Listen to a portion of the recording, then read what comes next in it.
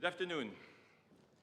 Your Royal Highnesses, Your Excellencies, ladies and gentlemen, dear friends, welcome to the third edition of the FII Priority Summit in Miami.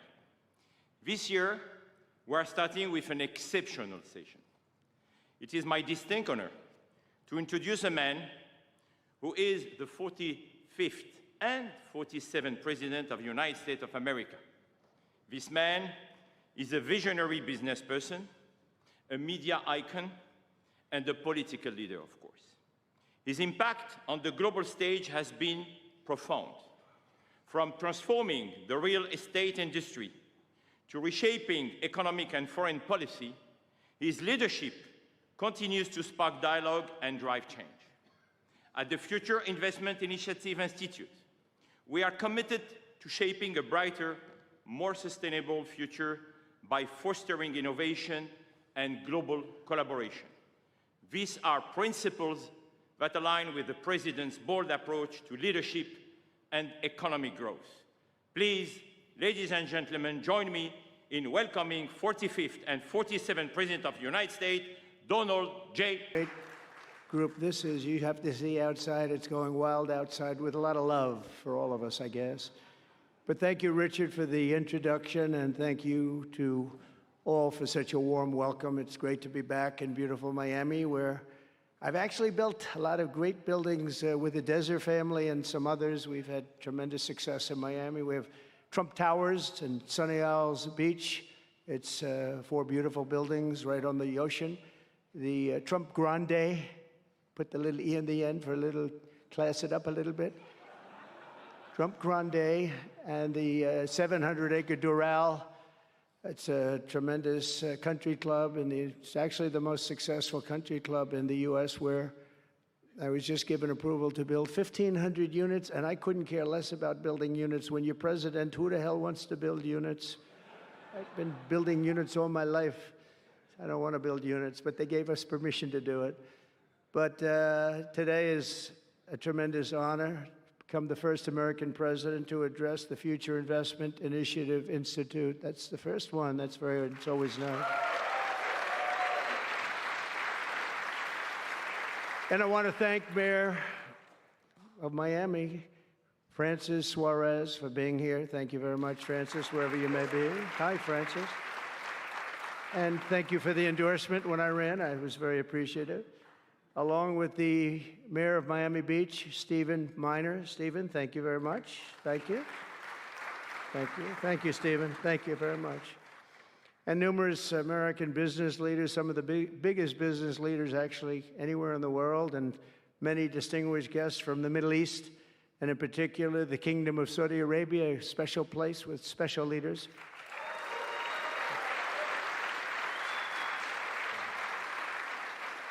And including FII Institute Chairman and Governor of the Public Investment Fund, which is a seriously big fund. Yasser, I see you there. Stand up, Yasser. Yeah, everyone knows Yasser. Thank you. Great guy, great person. And Finance Minister Mohammed, thank you very much. Thank you, thank you very much. Good to see you again. That's pretty good, Finance Minister of that part of the world. That's not bad. Other parts of the world, not so good, but that one is good. And many other senior government leaders. I also want to recognize the Kingdom's ambassador to the United States, Her Royal Highness Princess Rima. Ooh, very popular. Very popular. Wow, that's very nice. Sitting next to Elon. Wow, you couldn't do better than that, huh? As well as my own special envoy to the Middle East, who's really done a fantastic job, Steve Witkoff. Thank you, Steve. He's been busy. And Michael Waltz is here. Where is Michael? Michael's been so busy. They've been going back and forth and back, and a woman who is just voted the most powerful woman anywhere in the world. No, I'm going to go with Princess Rima, but she was voted the most powerful woman anywhere in the world, Susie Wiles. Thank you. Thank you. Most powerful woman. That's pretty good. We have to talk to you about that, Susie. It's pretty good.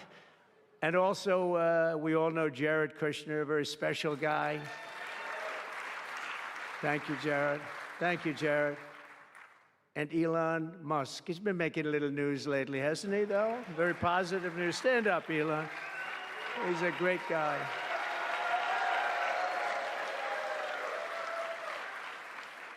We did a little show last night. I heard they got very good ratings, too, by the way. We did. Hannity. Sean Hannity was fantastic, a fantastic man, a fantastic guy, and he did a show, and it was great being on the show with you last night. I come today with a simple message for business leaders from all across the nation and all around the world. If you want to build the future, push boundaries, unleash breakthroughs, transform industries, and make a fortune, because you want to make a fortune. Most of you have already made a fortune. I don't want to say that. There's no better place on earth than the current and future United States of America under a certain president named Donald J. Trump. I think that you're going to do very well. They're saying that November 5th, Election Day, 2024 will go down as one of the most important days in the history of our country. They said in 129 years, the most consequential election. I don't know if they're right about that or not, but it sounds good. I wanted to see if I could get a couple of more years tacked on, but I figured the fight wasn't really worth it. 129 is a lot. And as of January 20th, 2025, the dark days of high taxes, crushing regulations, rampant inflation, flagrant corruption, government weaponization. Oh, I know about weaponization. And total incompetence will be gone forever. They'll be gone forever. Because the United States is back and open for business, and the golden age of America has officially begun. You see it happening. Since my election, America's economic engines have come roaring back to life in just a very short period of time. Think of it, from November 5th, the progress that's been made has been amazing. The NASDAQ is up nearly 10% in just a few months, and that's a lot. The Dow Jones Industrial Average is up 2,200 points, and Bitcoin has set multiple all-time record highs because everyone knows that I'm committed to making America the crypto capital. We want to stay at the forefront of everything, and one of them is crypto, and Miami seems to be the center of the action, come to think of it, and maybe it'll stay there.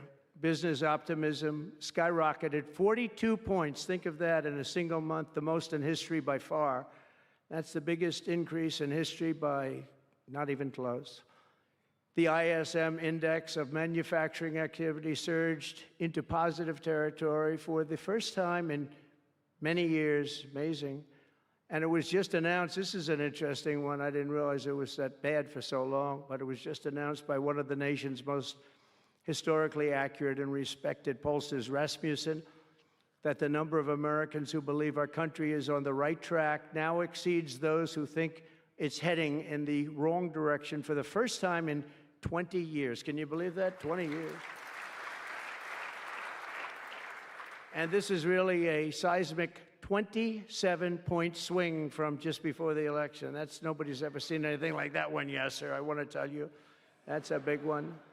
The best and most successful business leaders on earth are now racing to invest in the United States. Since November, DeMac has announced plans to invest $40 billion in the U.S., creating at least 10,000 jobs. SoftBank has announced investments of between $100 and $200 billion, creating at least 100,000 American jobs.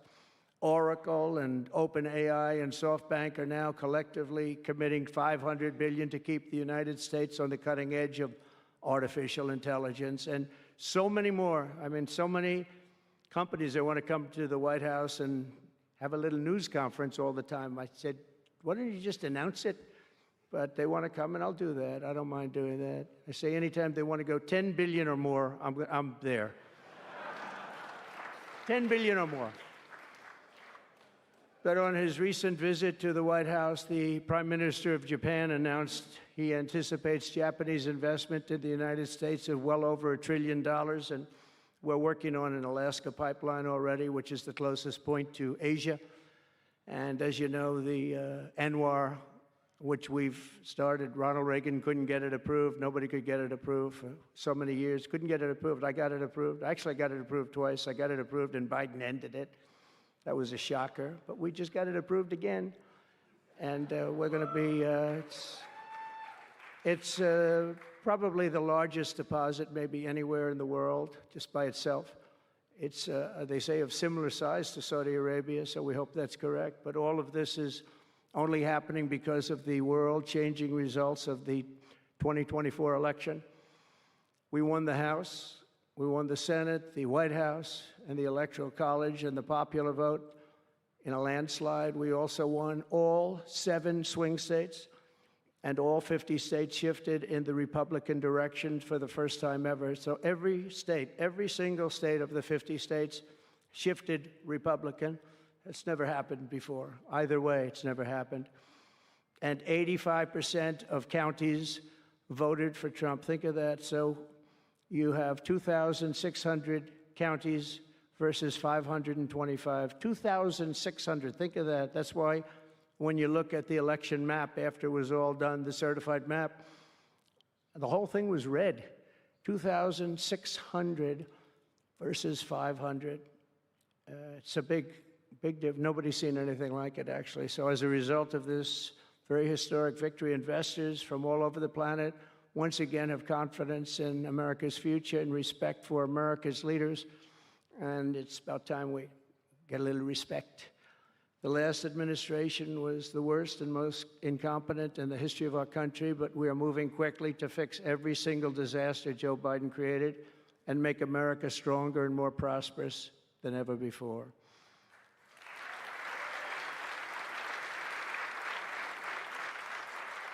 Our first and most urgent mission is to remove the criminals that Biden allowed into our country with the ridiculous and very dangerous open borders policy. They came from all over the world.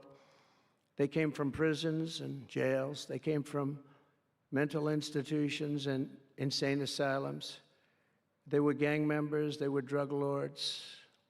They came from all over, and they were allowed to come into our country. And we're getting them out in record levels, just like they came in record levels. I want to thank Tom Homan and Christie, who was just she's doing a fantastic job, governor of South Dakota, and Tom Homan, you know, and they are doing a fantastic job. And the results are incredible. And every country is taking them back. They're sending their criminals to us, and they're all taking them back. We had a little problem with a couple of them that ended very quickly. And because some said, we don't really want MS-13 back in our country. But I said, congratulations, you're taking them back. And they take them back. And by the way, Europe and other places ought to start also doing that. They better start looking at immigration, because it's really hurting Europe very, very badly. And they better get smart, and they better get tough before it's too late. We're also working to end the highest inflation in our country's history, all caused because they played with our energy policy and wasted money on the Green New Scam and other things such as that. And they wasted monies at never seen before levels. If Joe Biden had simply held federal spending at the pre-pandemic levels we had in 2019, right now we would have virtually no inflation. We're trying to balance the budget immediately, and because of the tariff income, which is really, it's already turned out to be amazing, actually. It's really meant more for bringing countries and companies into our country, but it's, the numbers are rather staggering, because we're the big piggy bank that everybody wants to be, and they can play games and they can say, well, there'll be retribution and, you know, equal this and that, but they can't be equal. But we want to keep it so that we're the big piggy bank. And if we had years like we did the last 4 years, that wouldn't have lasted too long. So we're not promising it, but, you know, all of these things could happen. We hope to balance our budget. So I don't want to promise it, because if I do and we come about $10 short, the fake news media back there would say, we have breaking news. He did not make it. He did not make it. But we'll get it done very soon. It might not be this year, but it could be this year. Actually, we have a chance at getting it even this year, which people would be shocked at because they were talking about 10 years, 15 years, 20 years from now. When I took office last month, we inherited the consequences of inflation that was more than 4 times what it was when I left 4 years ago. Think of that. I left, it was at 1.4%. And the annual government spending over $1.5 trillion more than projected in 2020 alone. $1.5 trillion. But under the Trump administration, all of that is changing faster and more dramatically than anyone ever thought possible. They didn't think it was possible to do what we've done in just a very short period of time. We've accomplished more in 4 weeks than most administrations accomplish in 4 years. On my first day in office, I imposed an immediate federal hiring freeze, a federal regulation freeze, and a foreign aid freeze. I signed an order creating the Department of Government Efficiency and put a man named Elon Musk in charge. Thank you, Elon, for doing it. Thank you very much. And he's doing a great job.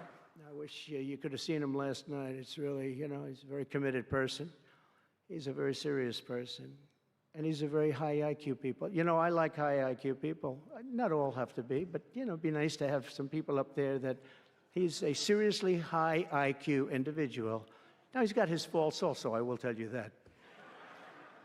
But not too many of them, which is now really waging war on government waste, fraud, and abuse. And they're curbing inflation and saving taxpayers billions and billions of dollars every single day. And there's even under consideration a new concept where we give 20% of the DOGE savings to American citizens and 20% goes to paying down debt because the numbers are incredible, Elon. So many billions of dollars, billions, hundreds of billions, and we're thinking about giving 20% back to the American citizens and 20% down to pay back debt and pay down debt, which is, if you look at value, if it were a real estate balance sheet, the debt is tiny, but we still want to pay it down. Doesn't matter. We don't look at it as a piece of real estate. It's America. We're going to get it down through intelligence, hard work, and as Elon said, a word called caring. You have to care. By doing this, Americans will tell us where there's waste. They'll be reporting it themselves. They participate in the process of saving money. So many of the men and women in this room, as an example, they pay tremendous amounts of taxes. And here are just a few examples of where your money was going before I came along. These are just some of the, just taken at random. Oh, there are much worse examples than this. I was just looking at them before the speech, and I can tell you they were much worse. And there are some that are horrible, but I don't want to really say them because they're very, very embarrassing to people. Very, very embarrassing. And they're really something, but you'll be seeing it and you will be reading about it. But just some taken at random, $2 million for sex change operations in Guatemala, $20 million for Sesame Street performances in Iraq. $20 million, that's a lot of money. I know what it costs to do those things. You get a cast over for $50,000, give them a couple of bucks tip, and that's it, not $20 million. $20 million, that's Gone with the Wind on steroids. $101 million for 29 diversity, equity, and inclusion contracts at the Department of Education. Wow. And we've canceled all of these, saved all of this money. And again, this is just a small sample. This could go on. I could read them all day. $520 million for a consultant. I want to know, who is that consultant? To do ESG, that's environmental, social, and governance investments in Africa. $25 million to promote biodiversity, conservation, and illicit livelihoods by developing socially responsible behavior in Colombia. $40 million to improve the social and economic inclusion of sedentary migrants. Nobody knows what that even means. None of this stuff, everyone's trying to figure out, what the hell does it all mean? $42 million for social and behavior changes in Uganda. $40 million's a lot of newspaper ads in Uganda. $70 million for research of evidence-based solutions for development challenges. $10 million for Mozambique medical male circumcision. What does that mean? $2.3 million for strengthening independent voices in Cambodia. $14 million for improving public procurement in Serbia. $486 million to the Consortium for Elections and Political Process Strengthening, including $22 million for inclusive, participatory political process in Moldova, and $21 million for voter turnout in India. What do we need to spend $21 million for voter turnout in India? Wow, $21 million. I guess they were trying to get somebody else elected. Wow, we ought to tell the Indian government, because when we hear that Russia spent about $2 in our country, it was a big deal, right?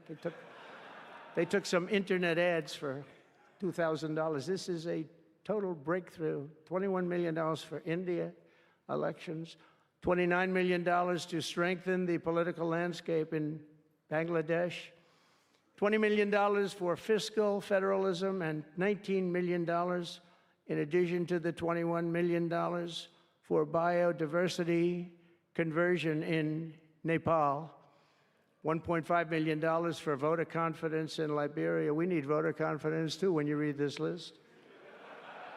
$14 million for social cohesion in Mali, $2.5 million for inclusive democracies in South Africa, $47 million for improving learning outcomes in Asia. Asia's doing very well. We don't need to give them money. And in another program, $50 million plus another $50 million for condoms for Hamas. Do you know about that? $100 million for condoms. Condoms. Does everybody know what a condom is? For Hamas, $100 million. And these are just some. I could read this list all day long. I just don't want to bore you. But these are just some, and not nearly as bad as others. And some are just, I just don't want to say them because they're too incendiary. We're also finding tremendous abuse, waste, and fraud in Social Security. Social Security is, what's happening there is going to be one of the great potential scandals in history. On the program, there are over 4.7 million Social Security numbers from people from 100 years old to 109. Think of that.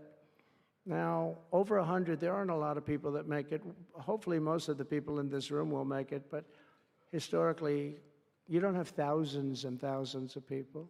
But listen to this. 3.6 million people are on Social Security rolls from the age of 110 years old to 119. Do you think there are really that many? Those people are seriously old. But it gets worse. 3.47 million people are on Social Security from the age of 120 years old to 129 years old. 3.9 million people are on the age of Social Security from 130 years old to 139 years old. Now, the all-time record, I heard, is a woman who was 127 years old. That's the record. A woman from a certain country where they have actually people that live pretty long, actually. And she was 127 years old. That's pretty old.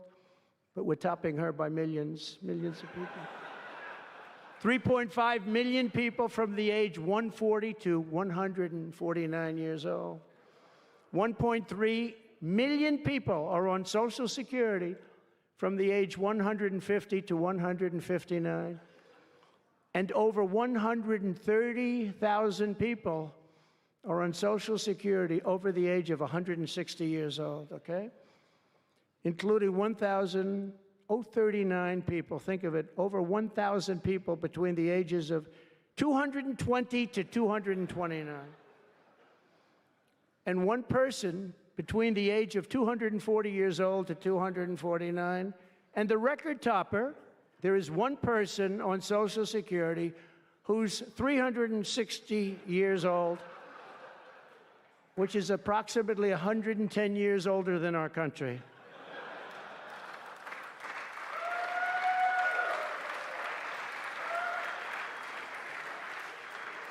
So what we're trying to find out, and what we will find out, is are people being paid from all of these, you know, somebody pocketing 10,000 here, 10,000 there, what's going on? So we'll find that out pretty easily because we have a lot of computer geniuses. I said to Elon, who are these people that are doing this, the Doge people?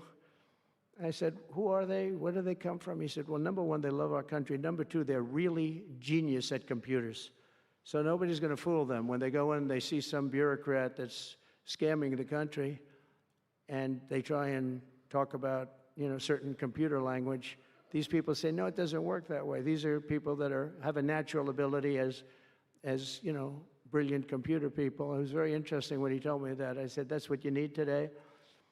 But all of these scams have now been terminated. In addition, over the past month, we have effectively eliminated the U.S. Agency for International Development, which was funding much of this lunacy. We virtually shut down the out-of-control CFPB, escorting radical left bureaucrats out of the building and locking the doors behind them. What they were doing was so terrible. Where they were spending the money was so terrible. What we haven't looked at yet, but will be, is does the money come back to them? Because nobody can be stupid like that. And they're not stupid, they're smart, actually. And, you know, why are they doing that? Does money come back to them? So we'll figure that out pretty easily, I think, and quickly. But I've ended all of the so-called diversity, equity, and inclusion programs across the entire federal government and private sector, and notified every single government DEI officer that their jobs have been deleted. They're all deleted. And it's interesting, even these companies that have tremendous amounts of money. A number of them just announced, Walmart, if you can believe it, they just announced that they're stopping. And, you know, these companies are writing off like $220 million. How can you spend that much money no matter what you're doing? If you're teaching something, you're going to have an instructor. You're going to talk. You're going to give them a book. Please read the book. You know, and then you find they spent $225 million on that. What's going on? And we were going in the wrong way, and our military was really, although I tell you, you know, we defeated ISIS with our military in 3 weeks. General Raisin Kane he's some general, he's a real general, not a television general. And 3 weeks, ISIS, and I asked him, and I saw some of his people that were so great, the soldiers. We have the greatest military in the world, but we don't have the greatest top leadership. That's why Afghanistan was such a horrible situation and so embarrassing and so many other things. But when we want to, with proper leadership, there's nobody even close to us. We have the best equipment in the world. We make the best equipment in the world. But we have the best military. But, you know, we never fight to win. We fight to just keep it going forever. And when we fight to win, there's nobody that can even come close to us. But I was talking to General Dan Kane, we call him Raisin Kane, and I was told it would take about 4 years to defeat ISIS, and he did it in 3 weeks. I said to him, what do you think, General? How long will it take? Sir, I think we should do it in less than 4 weeks. You're going to have time left over, and he did that. And we were told by the television generals it would take 4 years, so we did it. That's when I went to Iraq. I flew to Iraq, and late at night, the dark of night, all the windows closed, all the lights off in the plane in Air Force One. And we flew in, and it was pretty amazing. I'll tell you, we were landing, and there were no lights in the plane. Sir, we have to turn off all lights. I said, you mean we spend $9 trillion, and we have to fly in Air Force One with the lights off? And I went up to the pilot, said hello. And by the way, these guys are like central casting. These are the best-looking human beings. Everybody is like perfect. The most handsome people, the best-looking people you've ever seen with the flat tops and the whole thing. And I was a little concerned because the lights are off, and everything's off, and even the lights in where he was were down, very dim, very, very dim, with all of the lights on the fancy dashboards of the plane, of Air Force One. We're getting a new Air Force One if they can ever finish the damn thing. We're getting 2 of them, actually. but we may have to go a different route because it's taken them a long time. We're going to get military that's going to start building. We're going to get people to start building properly again in our country because they don't build properly. This was Boeing. But we're up there, and I'm looking at these people, and again, I say, they look like Tom Cruise, but better. Stronger, tougher. And I like Tom Cruise, but these are better. And they said, are we okay, Captain? Yes, sir, we're fine. But I'm looking out, I don't see any lights, and we're landing. And I'm used to that. I like to sit with the pilots a lot and respect the pilots greatly. And we're up there, and we have the computer. I call it the computer voice, where it goes 1,900, 800. It's feet. Your feet above ground. So that means you're very low. And I'm looking out, and my eyes are pretty good, and I don't see any lights. And the computer goes out. Sounds like an intelligent individual. It goes 1,000. We're 1,000 feet up. It's a 10-story building. There's a big plane. And then it goes 900, 800, 700. I say, Captain, Captain, we don't see any lights. Is everything? Yes, sir, everything's fine, sir. We'll be landing in 3 minutes. And then it goes like 600, 500. Captain, are we okay? And then he goes 400, 300, 200, and I'm saying, man, there's nothing out there. And then he goes, boom, perfect landing right on this thing. There are no lights on the runway. There's no, I don't know how the hell they do it, but I'm sure as hell glad we had somebody that knows how to fly. But they didn't want to have any lights because they didn't want the enemy. After spending years and trillions of dollars, we have to land with Air Force One with no lights on the runway. But they were incredible people. And then I got out of the plane, and I actually asked my people, I said, excuse me, I was very brave sitting in that cockpit. Am I allowed to give myself the Congressional Medal of Honor? And they said, I don't think so, sir. I said, well, I felt I was extremely brave. But now here's the problem with saying a story like that when you kid. The press will say, President Donald Trump wanted to give himself the Congressional Medal of Honor. Headlines, headlines all over, the fake news. We call it the fake news, but we're all wise to them. But it was something, and then I went down, and it was the same thing. I'm standing on the top, and I look down, and there's these handsome people. Everybody's like from a movie set. Good-looking guys. I get down the stairs, and what's your name? My name is Kane, sir. What's your first name? They call me Raisin. I say, wait a minute, your name is Raisin Kane? I love you. I've been looking for you for 5 years. You are the great. This is what I want. And there was a general next to him. There was a colonel. There was a drill sergeant, a master sergeant. They were all like people. I could make a movie right now. I'd have the best-looking people ever. And they were great. And then I went in and, sir, would you like to rest before the bed? No, I don't want to rest. I don't want to rest. I've been resting on the plane, other than the last few moments, which were quite harrowing. And I said, I don't want to rest. He was thinking about Biden in advance, Biden would have gone there. He would have rested for days. And then they wouldn't have had a meeting. He'd just go home. No, I said, I don't want to rest. I don't want to rest at all. I want to go. So we went into this bunker, and we had a lot of very good, talented people. And that's when I asked him. I said, I'm hearing it's going to take a long time. No, that's not right, sir. It's not going to take a long time. We'll have it done in 4 weeks. I said, how can you say 4 weeks when in Washington they said 4 years? He said, 4 weeks, sir. We'll hit them left. We'll hit them right. We'll hit them up the center. We'll hit them underground and overground. We'll knock the hell out of them, sir. And I said, why is it that they said so long? He said, because they wouldn't let us fight. And we're very far away. They want us to fight from this airport. We're very, very far away, sir, and they want us to fight here. We have many substations out, sub-airports, they call them, remote airports, where they build them in the sand, and we have many of them, and I'd use them all, sir. And I would hit them so hard from so many different directions. I said, well, what do you think? He said, you just let me know. And I called him back, and I said, go ahead and do it. Are you sure you can do this, General? I said, yes, sir.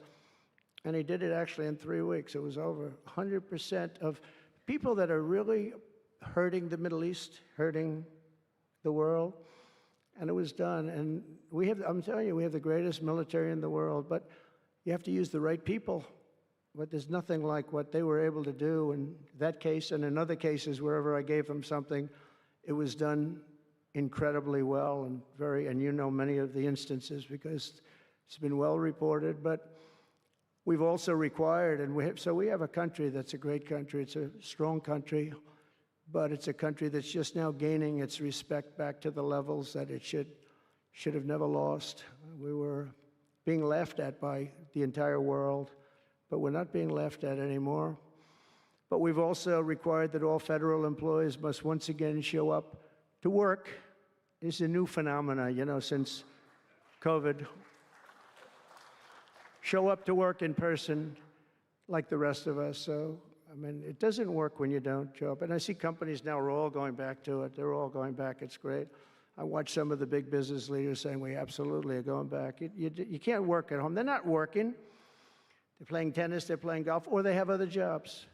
But they're not working, or they're certainly not working hard. You could never build a company or a country with that. So we have a very strong policy, and if they don't show up to work, they get fired. And we're trying to make our government smaller but much stronger. And we have tremendous bureaucracy, but it's happening. A lot of people are leaving, and in some cases leaving with pretty good offers. You know, you're paid 7 or 8 months and go out, find a job. But some of these people had jobs. They were actually working for us, but they also had other jobs. And those people, in theory, they have problems. I don't know if we're going to do anything about that. So we have other things to do, but they were working other jobs instead of working for us. So they were staying home working, but they were working other jobs, getting paid a lot of money, perhaps. We offered deferred resignation buyouts to all federal workers, resulting in more than 75,000 bureaucrats voluntarily surrendering their taxpayer-funded jobs. A lot of them are leaving because they don't want to be caught having the second job. Some are leaving because they didn't want to be in government any longer. And some are leaving because they didn't want to show up to work. They wanted to work outside of an office. And that's never going to work for anybody, including companies. Companies ought to get smart. You watch these companies where they do that. They start going bad. Nobody knows what's wrong with this company. Well, try getting the people back into the office where they can be cohesive and together. In less than a single month, the Department of Government Efficiency has already saved over this is just a short period of time, $55 billion. And we're just getting started. That's nothing compared to the numbers that you're talking about, right? We're ending trillions of dollars in waste, and it'll mean much lower inflation, lower interest rates, lower payments on mortgages, credit cards, car loans, and much higher stock markets. I think the stock market's going to be great. In other words, we will rapidly grow our economy by dramatically shrinking the federal government, and we have to do it. I'm also taking fast action to end the radical left's nation-wrecking crusade against oil and natural gas. Over the past 4 years, the Biden administration cut the number of new oil leases and gas leases by 95%. They slowed new pipeline. I mean, look at Dakota Access, they wanted that one knocked out. The Keystone Pipeline, they wanted that one knocked out. They ended the Keystone. We got the Dakota Access done, but it wasn't easy after they tried to stop it. They slowed new oil and gas pipeline construction to virtually a halt. They shut down 38% of active oil and gas rigs in the United States, but they love the wind turbines. They go round and round and round, and if the wind doesn't blow, they got problems. They kill all the birds. They ruin the sight lines. They ruin the plains and the beautiful areas of our country, including the oceans, the lakes. They closed more than 50 power plants, all causing energy prices to skyrocket. You saw that happen. That's what caused inflation. Pretty easy. These policies were so destructive that despite draining nearly 40% of U.S. strategic petroleum reserve meant for emergencies, it was meant for emergencies. It wasn't meant for getting a price of gasoline down so that you can win an election. It didn't work for winning the election. Actually, there's so many people that are driving that it's a very small number, just had a very small effect, but in the meantime, it takes it down. It's at, we'll fill it up fast, but it's at the lowest level. When we made the transition, it was at the lowest level in history ever recorded. It's the lowest level. Nobody's ever seen it that way.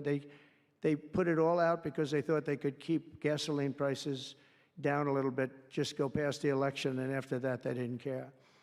And it didn't work because they didn't get elected. I got elected. But the price of gasoline still rose over 35%, and in some cases, at some periods, it was 100% and 125% during certain periods of time.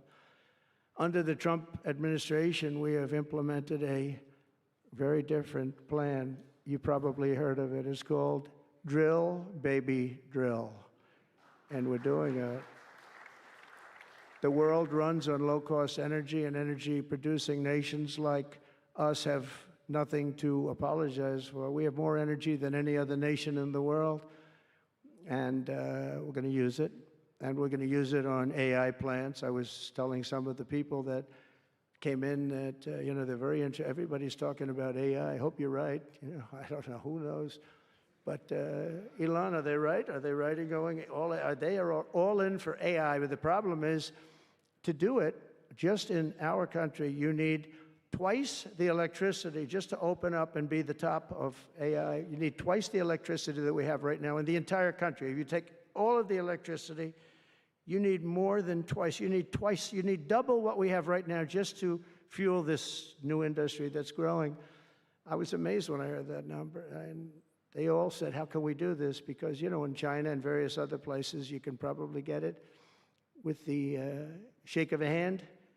But in our country, you can't. But now you can, because I'm declaring a national emergency in order to get fast approvals. And we're going to have, if you build a plant, you're able to build an electric generating facility right next to your plant. So you'll be making your own. You won't have to count on utilities. You won't have to count on an old grid that could fail, could get hit by something, bad things or good things. But you're not going to have to worry about grids. You'll build your plant, and you'll build essentially you'll become a utility in a way. You'll build your own electricity. If you want to build extra and put it out and get paid for that, you're going to be able to do that. You could put it back into the grid, but you're going to be able to build with your plant a generating facility. And we're going to get you Lee Zeldin, head of the environmental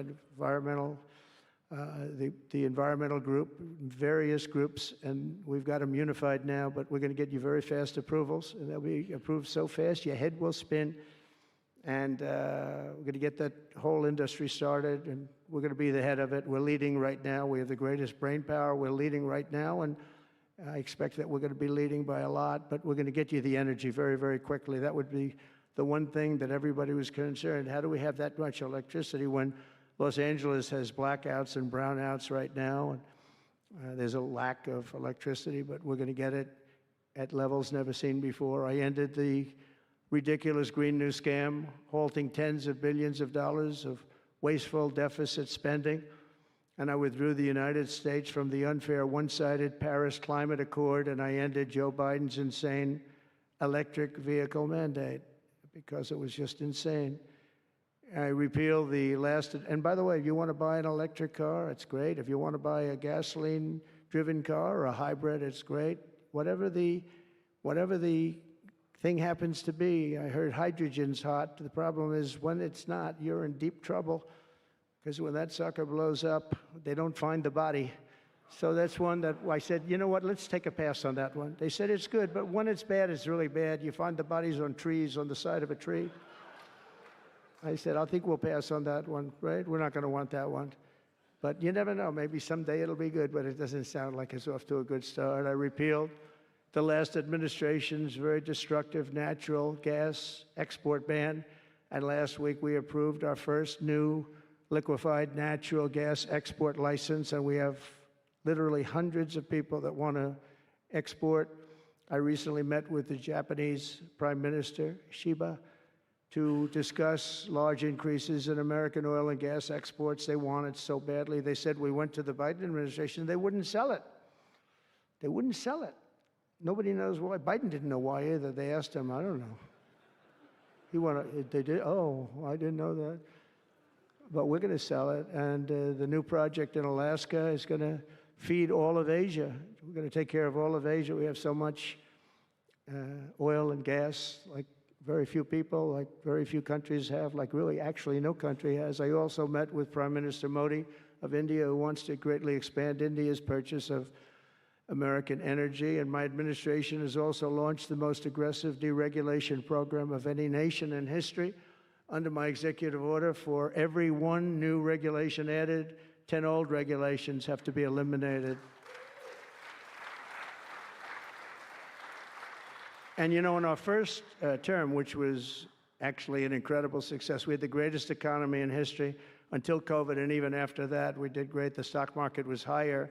If you think of it, it was higher after the fact. After we went through that whole thing, it was higher than it was just prior to COVID coming in, which is a pretty amazing thing. But we did a great job on that, but it was a terrible thing for the world. The whole world suffered. It suffered terribly, including China, including other countries. It was a terrible period of time. But despite that, we did well. But we had the greatest economy in the history of our country. And I think this time we're going to do even better. We were artificially hurt by COVID. We had to focus on that instead of focusing on, but just prior to COVID coming in, there's never been anything like what we did, what we achieved.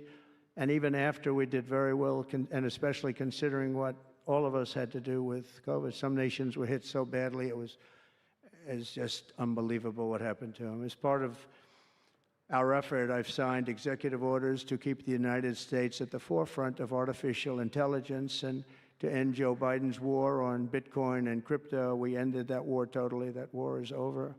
They were very hostile toward them until the very end, just because there's so many people on Bitcoin and crypto that just before the end, the SEC came out and they were being very nice. I was so nice to people because so many people were being indicted for no reason whatsoever.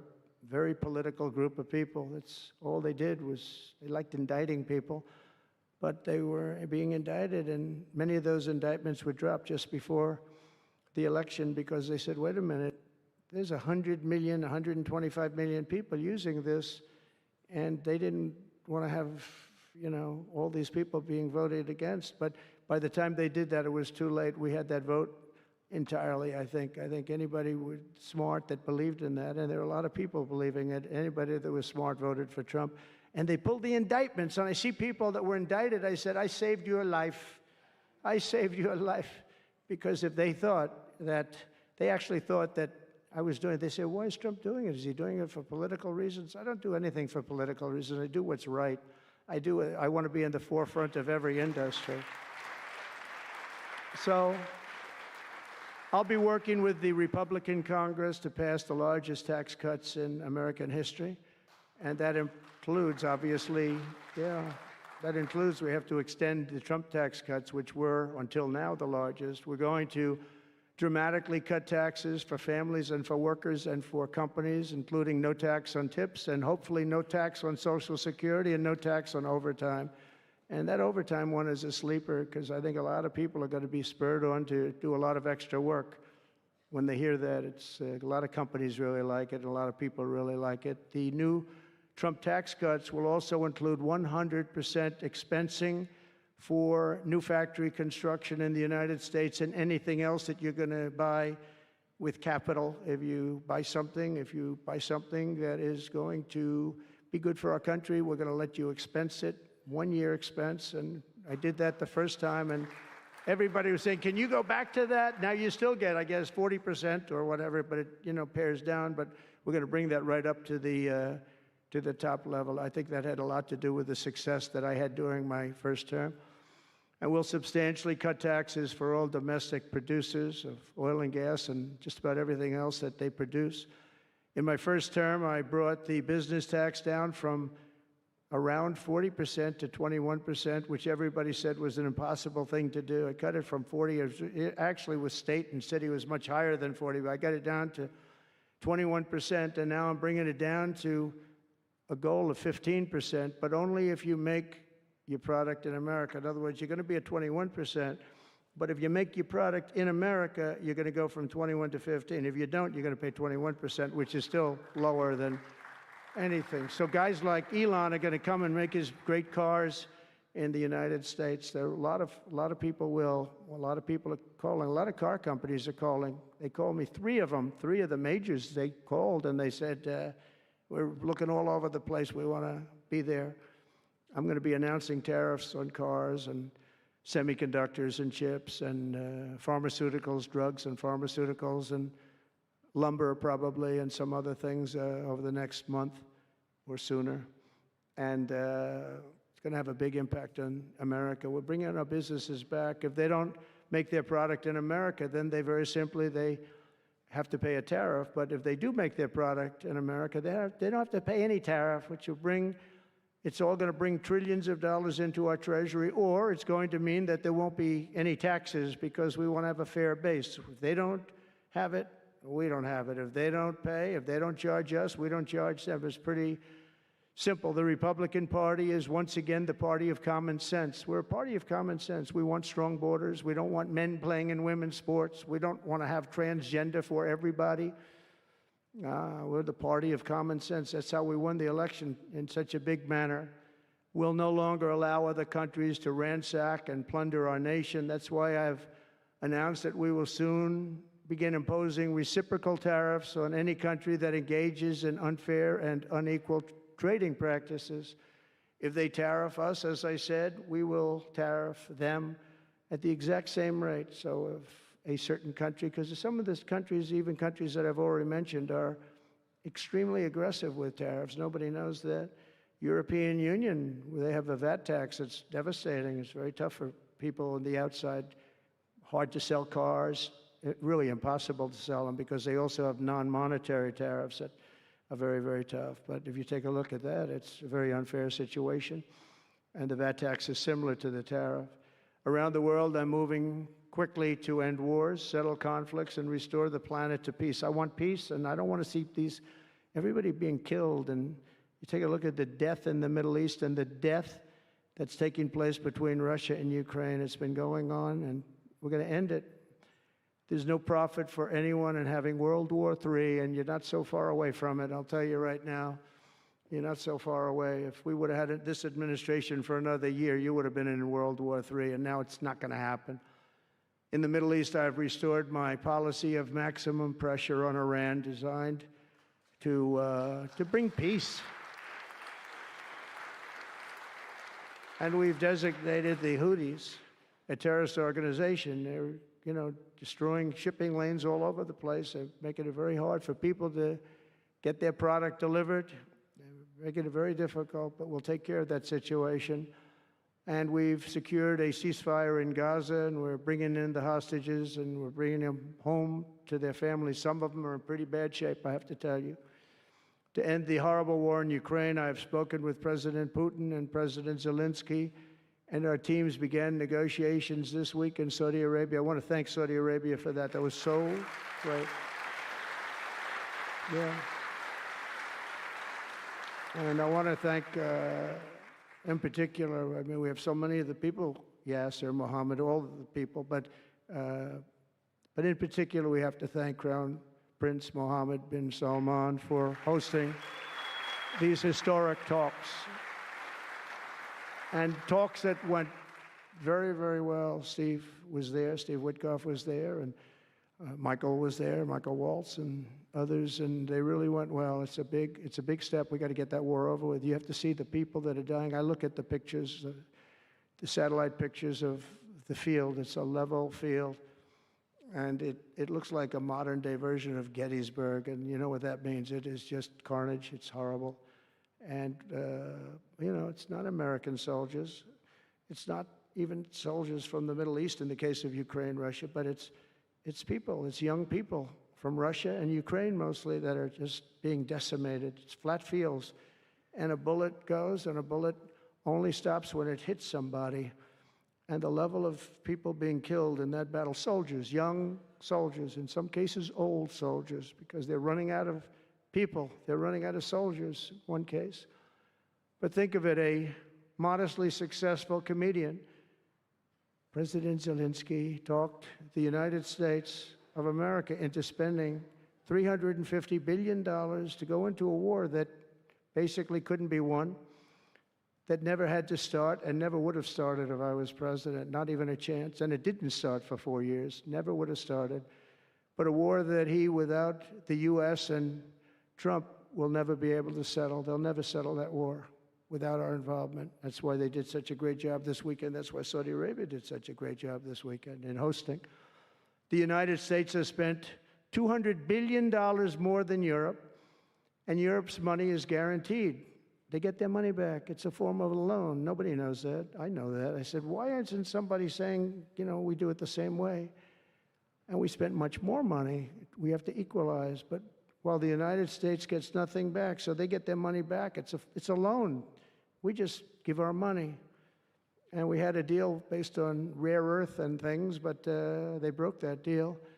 But they broke it 2 days ago. We had a deal because I said, we're spending $350 billion, and Europe gets their money back in the form of a loan, and we don't. We're just giving the money hand over fist. That's the Biden administration for you. But they're no longer dealing with the same United States as they were dealing with a few months ago. Why didn't crooked Joe Biden demand equalization, and that this war is far more important to Europe than it is to us, and that there's a very big, beautiful ocean, a separation? This is, you know, we're helping Europe. We're trying to help Europe. On top of this, Zelensky admits that half of the money that we sent them is missing. They don't know where the money is. He said, well, we don't know where half of it is. That's great, wonderful. He refuses to have elections. It's low in the real Ukrainian polls. I mean, how can you be high with every city is being demolished? It's hard to be high. Somebody said, oh, no, his polls are good. Give me a break. Every city is being demolished. They look like a demolition site, every single one of them. And the only thing he was really good at was playing Joe Biden like a fiddle. He played him like a fiddle. That's an expression we use, Yasser, to say that he's pretty easy, pretty easy. A dictator without elections. Zelensky better move fast, or he's not going to have a country left. Got to move fast, because that war is going in the wrong direction. In the meantime, we're successfully negotiating an end to the war with Russia, something I'll admit that only Trump is going to be able to do in the Trump administration. We're going to be able to do it. I think Putin even admitted that. Biden never tried. Europe has failed to bring peace, and Zelensky probably maybe he wants to keep the gravy train going. I don't know what's the problem, but he hasn't been able. He's very upset that he wasn't invited. He could have come if he wanted to, but that he wasn't invited to Saudi Arabia. But he's been working for 3 years. There's never been even meetings or phone calls to stop this war. It's a horrible thing. I figure Russia's lost 900,000 soldiers. I think that Ukraine's lost probably 700,000. And it's a terrible thing. You'll see bodies and body parts all over the field, all over. We see them very accurately through satellites. I love Ukraine, but Zelensky has done a terrible job. His country is shattered, and millions of people have unnecessarily died. And you can't bring a war to an end if you don't talk to both sides. You got to talk. They haven't been talking for 3 years. So we hope to see a ceasefire soon and to reestablish stability in Europe and the Middle East. Thank you very much. And as I've said before, it's my hope that my greatest legacy will be as a peacemaker and a unifier. That would be a great legacy. So in conclusion, the golden age of America is upon us, and I'm inviting everyone here today and every citizen across our land to take part in the most extraordinary period of peace, prosperity, growth, innovation, wealth creation, and expansion the world has ever seen. We're on our way. I mean, everyone's talking about us. 3 weeks. We're in there for a couple of days more than 3 weeks. And everyone's talking about it. You have to see the crowds of people outside. It's pretty amazing what's happening. We're on the verge of soaring markets, surging incomes, booming production, groundbreaking technologies, thrilling discoveries, and a quantum leap in the quality of life. Absolutely a quantum leap. One day, very soon, our country will have the greatest economy in the history of the world because we once again have a president who puts America first, and we put America first, and your country should put your country first. But in the end, we want America first, and when it's all beautiful, which it's going to be pretty soon, we want to help other countries, and you want to help other countries. But, you know, I tell your leaders, and some of the leaders are in this room right now, you got to put your country first. Whether it's Saudi Arabia, whether it's something else, you got to put your country first. But we're going to have plenty left over to help others also. As long as you invest in America, build in America, and hire in America, that means that I'm fighting for you. I am fighting very hard for you. Together, we're going to make the United States of America bigger, better, bolder, richer, and greater than ever before. It's going to be stronger than ever before. We're going to be a peacemaker and a peacekeeper. We're going to stop people from these stupid, never-ending wars. We're not going to partake in them ourselves, but we'll be stronger and more powerful than anybody by far. And if it ever came to war, there is nobody that will be able to come close to us. But we don't think that's going to ever happen. So I want to thank you all very much. It's a great honor to be here. And I think somebody said they're going to ask questions. And I didn't say, gee, what are the questions like Biden does? I say, just ask. It doesn't matter. You ask a question and I give an answer. So I think, Richard, you're going to come up and you're going to give me some questions. Thank you very much. Thank you. Thank you very much, Mr. President. Please, a round of applause for the President of the United States of America. Thank you.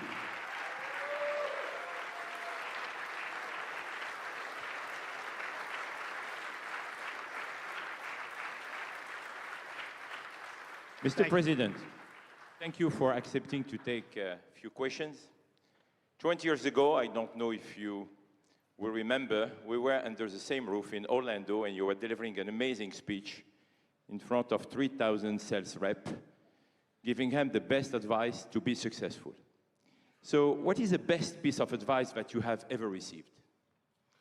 Well, I think it was watching my father. You know, my father was a very hard worker, and he just worked hard. And he was very smart. He had good genetics. His brother was the longest-serving professor in the history of MIT, Dr. John Trump. And my father was every bit as smart. But my father had to work. He was older, and he put his brother through school.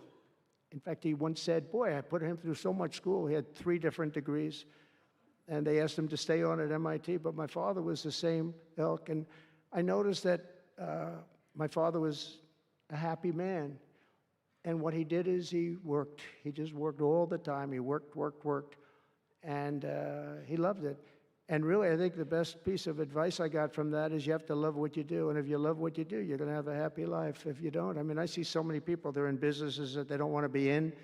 They're in businesses that, you know, they're bored in or they're not good at. They don't have a natural ability at it. There is such a thing as natural ability, whether it's sports or acting or anything else. I mean, some people have an ability for something. Try and find that ability, but you have to love what you do. If you love what you do, you're going to be, at least you have a good chance of being successful.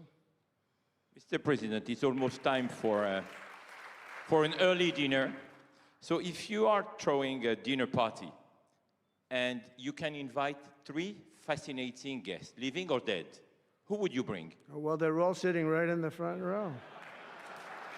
Yes, sir. Are you ready? Mohammed, are you ready? Steve Witkoff, and we have the most important person, at least until the World Cup is over, is here. Johnny, stand up. He gave the United States the World Cup. Johnny, thank you very much. I didn't know you were here. That's very good. He's the king of soccer. That's not bad. And you've done a fantastic job. You know, but it's very interesting. When I was president, I got the World Cup. And I got all of the, you know, we have this 250 anniversary, so that fell in this administration. That's a big deal, 250 years. But we have all of these things happening, and I also got the Olympics. And I was called by the mayor of Los Angeles, sir, would you call up the Olympic Committee, because it was at that time President Obama will not take their phone call, and we're going to get the Olympics in Los Angeles. And by the way, they've recommitted to Los Angeles at a level that, you know, I was very worried about that. And they've, the opposite, you know, somebody could have said, well, we're going to do it someplace else, until they have actually recommitted. They're going to make it bigger and better than ever. So I want to let you know that. But I had the Olympics. So I got the Olympics, I got the World Cup, and I said, and the 250, but that one I didn't get. But it was there. It was in this term. And I ran an election, and we did fantastic in 2016. We did much better. Millions and millions, tens of millions, but millions and millions of votes better. And bad things happened, and I didn't get that one. And I said, you know, when I originally signed the Olympics, I said, I won't be able to even be president. And I got the Olympics because if I didn't, when I spoke with the people, the organizing committee and the people in different parts of the world, they asked me to do it because the president wouldn't do it. I was president-elect, and I gave them a talk. I couldn't get them off the phone. They were starving for love. And the bottom line, they gave us the Olympics. And I said, you know, isn't it sad? I won't be president. Then we had the election result, and now I'm president for the Olympics and for the World Cup. So I'm very happy about that, Johnny. Thank you very much. Thank you. I'll be there. I promise I'll be there. And by the way, Mr. President, backstage you have a gift from Gianni. He gave us the first ball with your name, which will be played for the World Cup in America. It's going to be great. Thank you, Johnny, very much. I doubt that any day you will take a sabbatical year, but if you could take a sabbatical year, Mr. President, what unconventional thing would you do? What was the word? Sabbatical. You don't work for 1 year. I thought you said Sabbath. It's a big difference. It's almost the opposite when you think about it, right? I think what I do is, look, what I'm doing now is the most exciting job in the world. It's a hard job, not an easy job. It's a nasty job. It could be a lot easier with, you know, I think that the news media has to straighten themselves out because people are getting it. You know, they're losing tremendous popularity and they've lost their prestige and they've lost their credibility. And I think it's a very important thing, the news media, but I think they have to straighten themselves out because the people are going around them now. They have so many different things with, like Elon with X, which was a big thing, and we have Truth, which has been fantastic, and we have so many other things that you don't really need traditional. But I will tell you that there is just nothing I could do to enjoy my life, whether it's that or anything else that you'd ask, because this is the ultimate. I mean, I had to make a big decision, and it was a very risky decision, because if I would have lost, my life would have been a much different life. It would have been a very nasty life. They were going after me at levels that nobody's ever seen before. Not Andrew Jackson, not Abraham Lincoln. You know, the historians say that the president that was treated the worst by far by the media and overall was Andrew Jackson. In fact, his wife died of heartbreak. They were treated really rough. And Abraham Lincoln was second, but he had a civil war, you know, you can understand that. But nobody was treated like me, nobody. And I will tell you, you learn a lot about yourself. But there's nothing I'd rather do. I had to make a decision, do I do this? Because if I lost, it would have been very, very bad. It was dangerous, actually, very dangerous in so many different ways. And I decided to do it, and I said, I have to win, because if I don't, when I spoke to a friend of mine the other night, he said, you know, if you lost, it would have been very, it was actually Sean Hannity just before we did the interview last night. He said, boy, if you would have lost, you would have had a tough life. You would have had a very tough life. So there was a certain amount of courage involved in this decision to run, and it's a great honor to win by this much, to win all 7 swing states, the popular vote. Popular vote doesn't get won that much by Republicans for whatever reason. I think that's changing because, again, we're the party of common sense, and they're the party of some real bad things, and I think they'll change. I think they have to change. It would be wonderful. I'm going to be having lunch with some of the Democrats next week, and it would be wonderful if we could work together. I think working together would be great. But they have to change. You can't get elected on the programs that they want, and that's really what America wants to see. So there's nothing I'd rather do than what I'm doing right now. When we started this conference, Mr. President, Yasser and I, His Royal Highness the Crown Prince told us, I want that to be the place where people will come to understand where to invest in terms of geographies and sector. So what is the best investment you have made in your personal growth, Mr. President?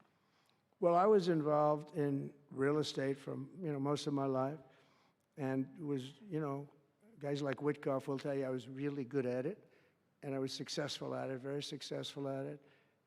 I've been involved in things prior to being president, but during the last 4 years, I followed sort of the trends, and I've made a lot of money with following some of these trends.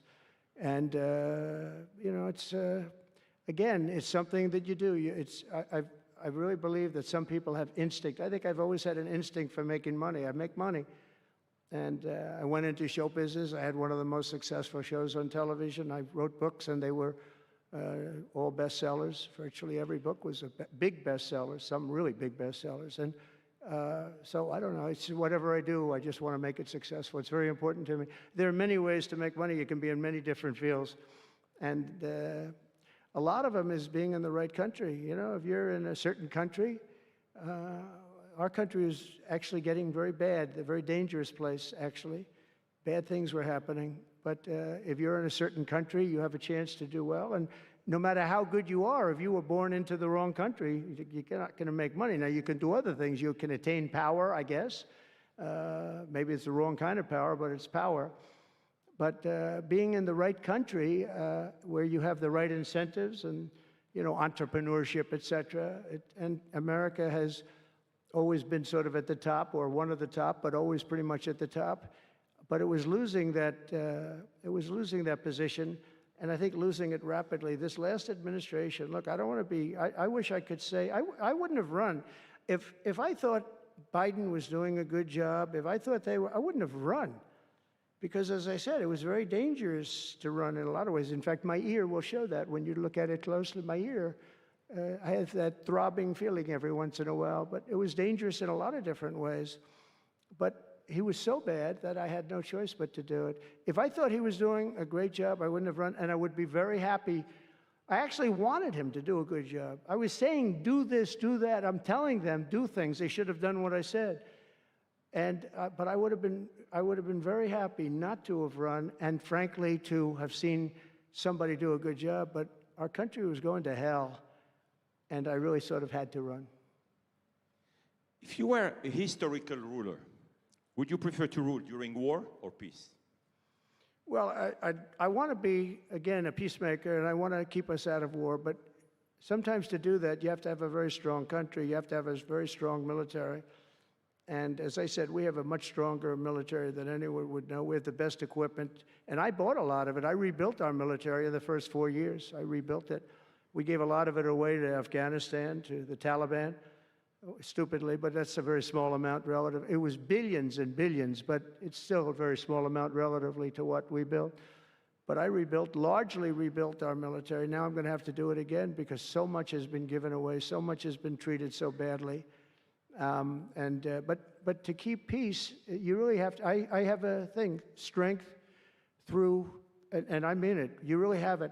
You have strength, and you need the strength, but it's really peace through strength, because without the strength, it's going to be very hard to have peace, because you're going to be taken over, bad things are going to happen, so you really want to have peace through strength, and that's where I've done it. Having strength, having power in that sense to protect yourself and your people is a very important thing. Hopefully you don't have to use that power. I would tell you, I was dealing with President Putin very successfully on denuclearization. We were talking about it very seriously, and then COVID came and lots of things came, and we had also talked to China about it. Now, Russia and us have the biggest nuclear by far.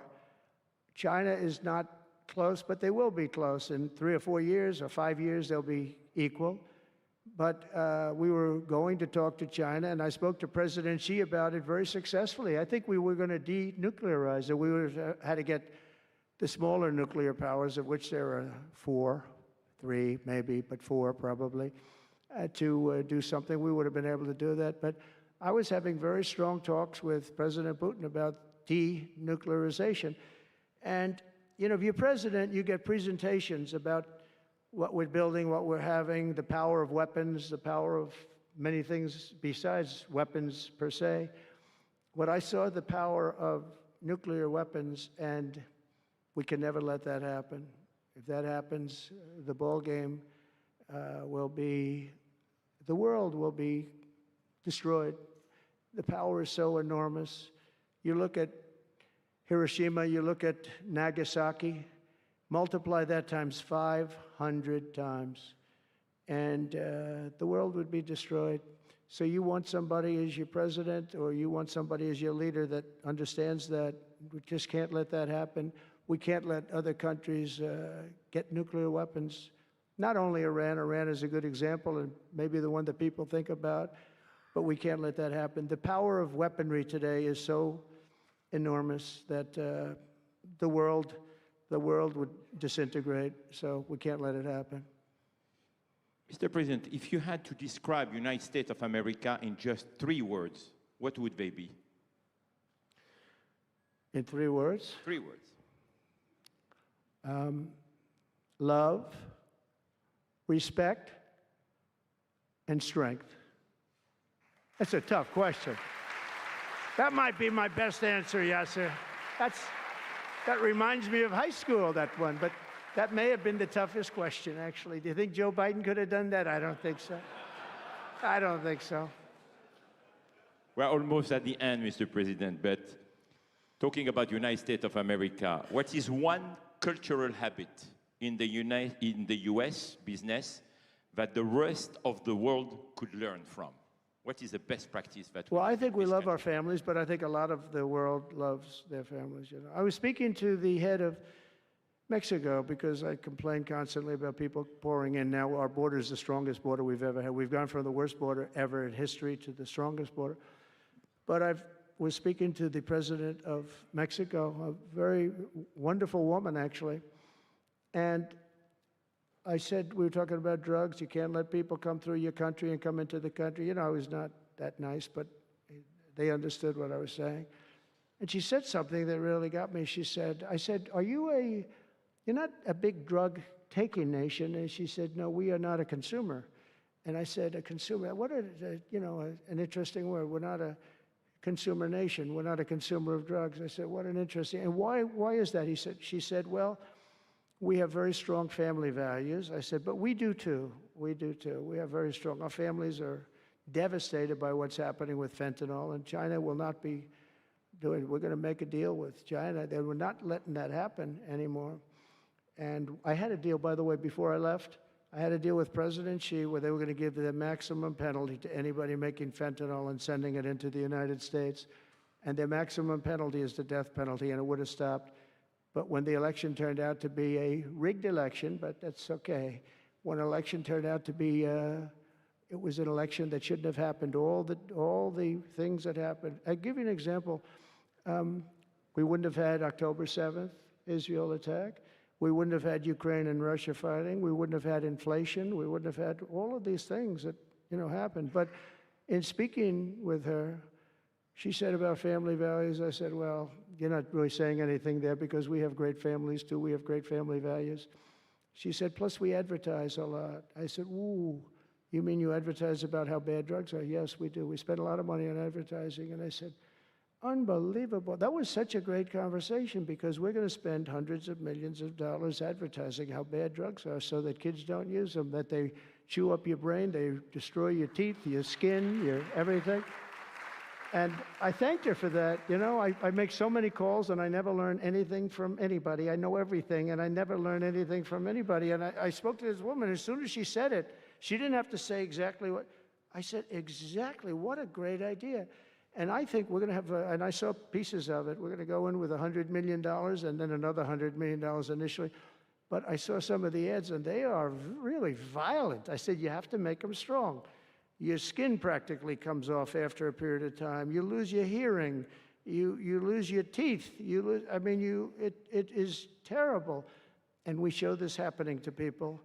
And I think we're going to, we did very well with, we had blue ribbon committees headed up by the First Lady of the United States and a lot of other people that, they have no idea the viciousness of these cartels and these people. And they're smarts. They're very smart, tough people. Making a fortune, by the way, an absolute fortune. But we got it down 18%, which was a record. But 18% is not great when you think about it. I think we could get it down 50 or 55 or maybe even 60% with advertising. So she really gave me something. I was going to call her and tell her that she did, but now I don't have to call her because she's going to be seeing this right now.